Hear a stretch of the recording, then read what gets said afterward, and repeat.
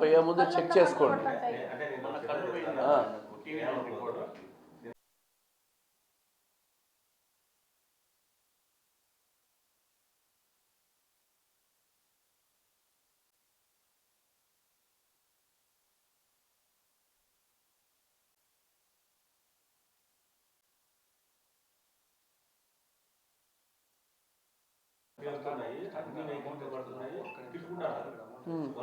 నేను అది చూసే నేనే వచ్చింది.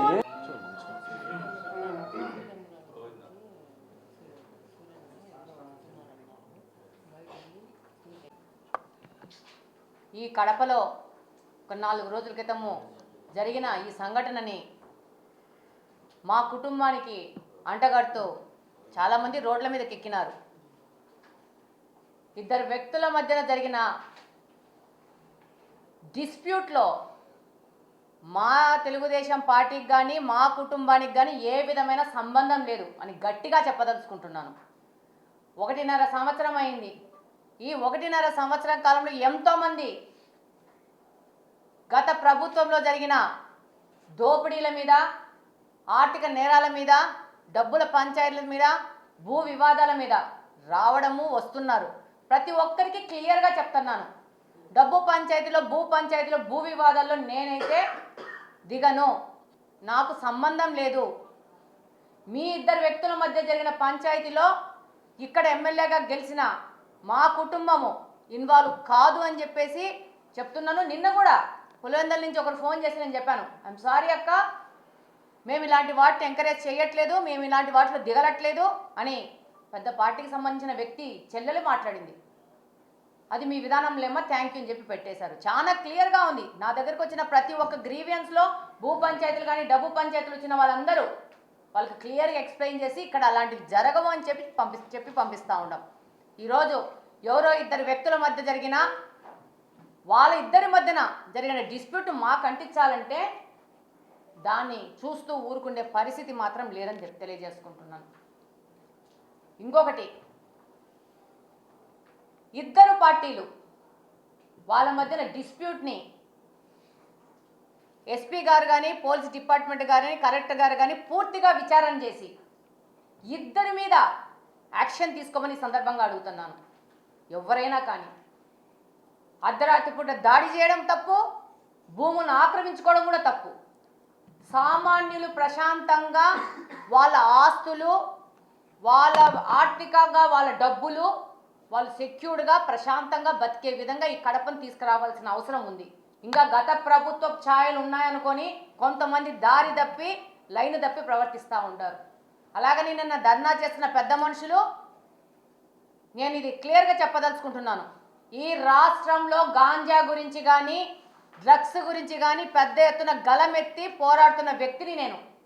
ఛాన్స్లో ఛాన్స్ దొరికిందని చెప్పి నన్ను అనే అవకాశం ఇక్కడ లేదు, నాకు అవినీతి ఆరోపణలు లేవు, ఎమ్మెల్యే గారి మీద వేలుపెట్టి చూపడానికి ఏమీ లేదని సందెట్లే సడేమీగా అందరూ రోడ్ల మీదకి వచ్చి గాంజాని ప్రోత్సహిస్తున్న ఎమ్మెల్యే అనుచరులు, ఎమ్మెల్యే గారని మాట్లాడుతున్నారు.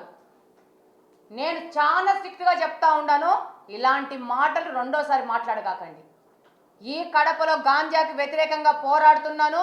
ప్రతి ఒక్క కంప్లైంట్, ఎక్కడ ఏ సామాన్యుడు కానీ నాకు ఒక వీడియో కానీ ఒక కంప్లైంట్ కానీ నాకు ఒక వాట్సాప్ కాల్ కానీ చేస్తే దానికి వెంటనే స్పందించి ఈగల్ టీమ్ హెడ్కి పంపిస్తున్నాను నేను వీటిని. మీరు నన్ను గురించి మాట్లాడే అర్హత మీకు లేదని చెప్పి గట్టిగా చెప్తా ఉన్నాను.